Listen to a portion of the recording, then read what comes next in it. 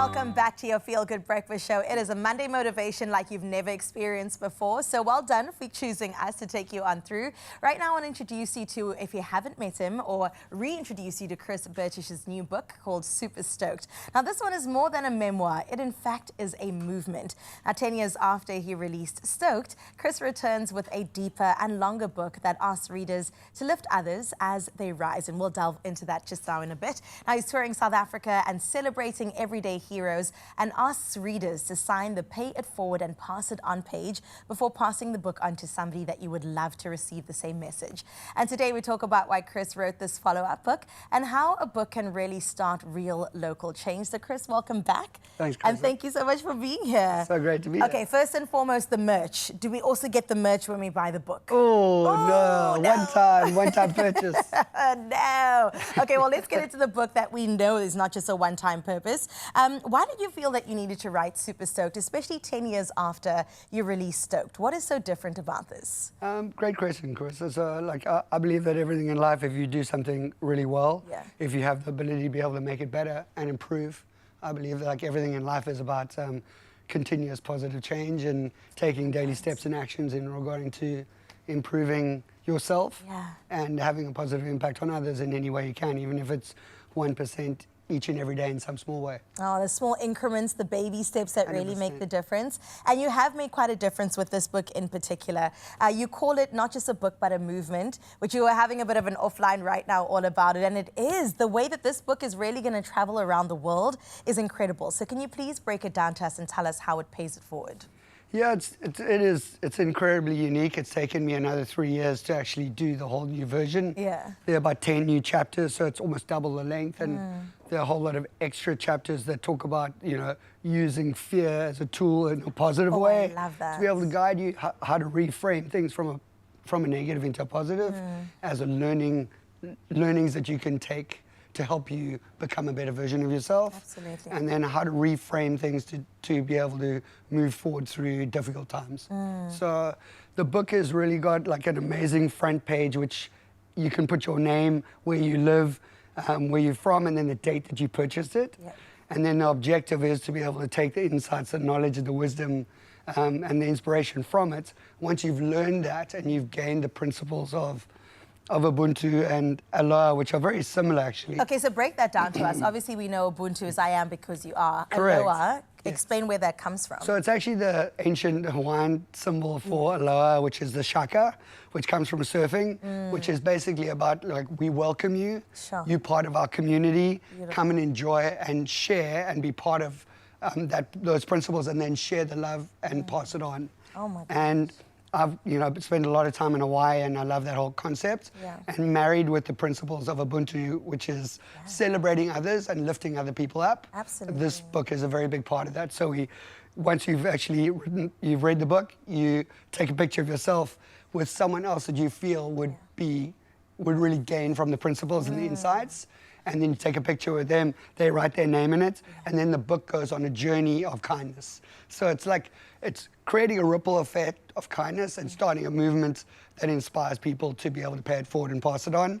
And then there's the Dreamweaver's Code inside, where you learn the tools of how to achieve your dream. Sure. Then you write out your goal manifesto, and then you sign the shaka pledge at the back, which you trace your shaka over mine, and you date it, and that's pledging you to be a good person, to pay it forward and to pass it on. Oh, the waves of kindness are definitely going to hit the entire world, which I'm here for.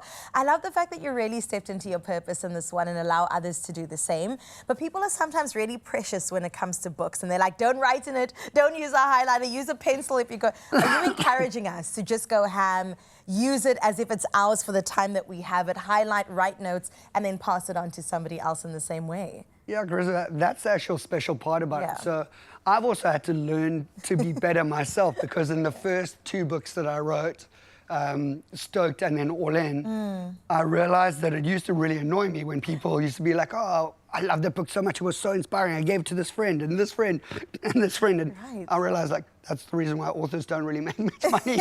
Because you're like, why not buy it for your friend? Why are you passing it on? It used to irritate me, but I've also learned to reframe things and be like, what a gift it is that people are so positively impacted and inspired and want to share that with other people going through difficult times to help them. Yeah. And I thought, how can I reframe that into a positive, and how can I encourage people to do good and be part of the movement and pass it on? And I think it is about lifting other people up and sort of putting a spotlight on other people doing really good things. And I believe that everybody wants to be a good human. Yeah. So now we're giving them even a more positive reason to do that. The tool to execute the kindness, which is what we need more in this world. And Chris, thank you for shining your light. It is not the last you'll see of him. We've got a part 2 that we'll get into, because obviously the man's just a well of wisdom that we have to dive a little bit deeper into. But in the interim, do think about this and think about how you can pay it forward and be a little bit kinder today as we head into the kitchen.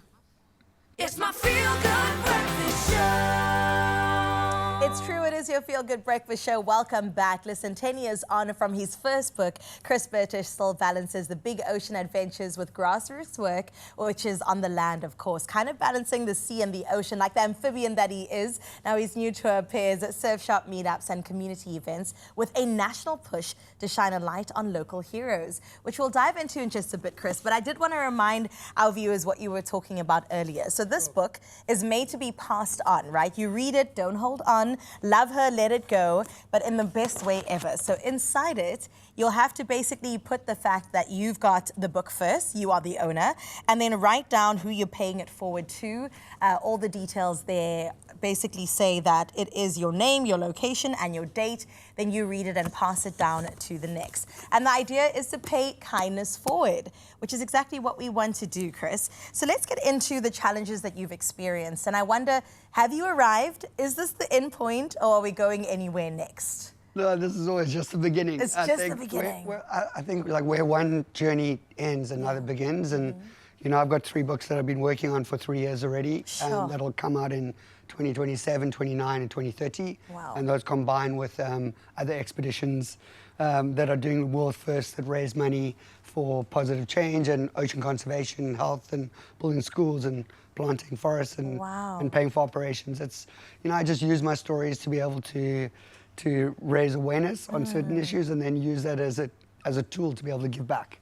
And I love the way you raise awareness, because yes, you're writing books, which means you're in your house, probably typing away, but you're also adventuring out there in order to gain the knowledge, gain the experience to put into your book to help others along the way. Can you tell us a bit more about your adventures? Yeah, I think, you know, I spent so much time in the ocean, that the ocean, even though I've been to university and everything else, I think the ocean's been my greatest teacher, my greatest mentor, and it keeps you humble and grounded and keeps you balanced and sort of in check with everything. Sure. And it keeps you moving forward. And I think I've learned more by being in the ocean than anything else. And it's one place that grounds you, humbles you, and teaches you more about yourself and what's possible if you're prepared to, you know, wave your own you know, brushstroke and make your own canvas and create your own magic out there. And there are no borders and boundaries out there. Sure. You're the only one that can test yourself and see how far you can take it, and then use those tools, the wisdom and knowledge to be able to share with others, to be able to help people on their journey too.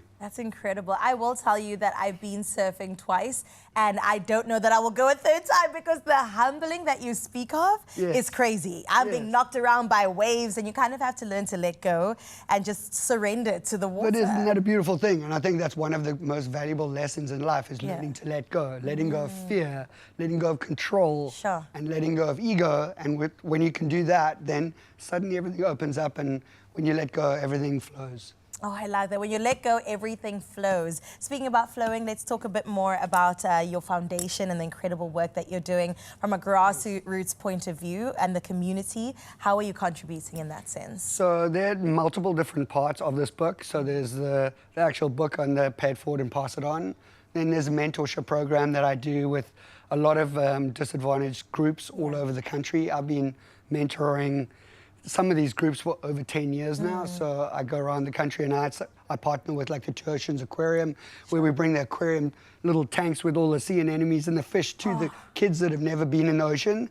And then like on Friday we did another one in Strandfontein with the 9 Miles kids over there, where I took these 2 monster stand-up paddle boards and we had 12 to 15 kids on each board, and they're racing each other in the water and they're having fun, and they learn teamwork, they learn communication, they learn what happens when you come together as one, and the powerful leadership principles of working together, which at the same time then they fall in love with the ocean. Of course. They learn to understand it, protect it, and then they want to respect it too. Yeah. So it's important. That's beautiful. Strandfontein is my hood. I grew up there, so that's so lovely to hear. I do want to talk about the community hero aspect as well, and I know you shine a light on Kolofelo. Can you tell us more about that? So what I think I've learned is that on through my journey, you know, a lot of people look at the expeditions and the crazy world records that I've done across multiple different sports, and they see this one person doing these incredible things. And I think it's the same as like people look up to Sia Khaleesi and the amazing job that the Springboks and Rassie and everything have done. But they often like put one person on a pedestal and they forget to shine a light on all the people that have helped you become who you are.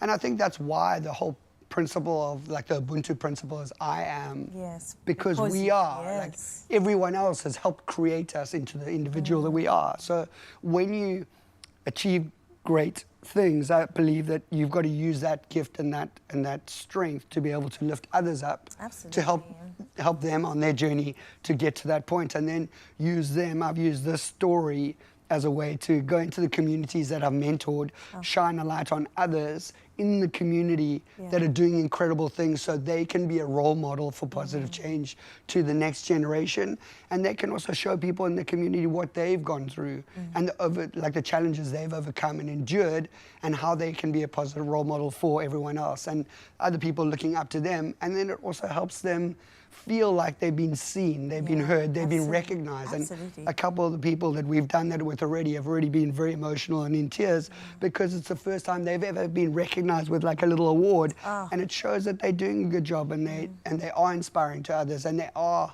seen and heard for what they do. And I think that's important. Everybody wants to feel like they're making a difference. And be seen. I think Oprah once said that if there's one thing all humans want to do is be seen at the end of the day.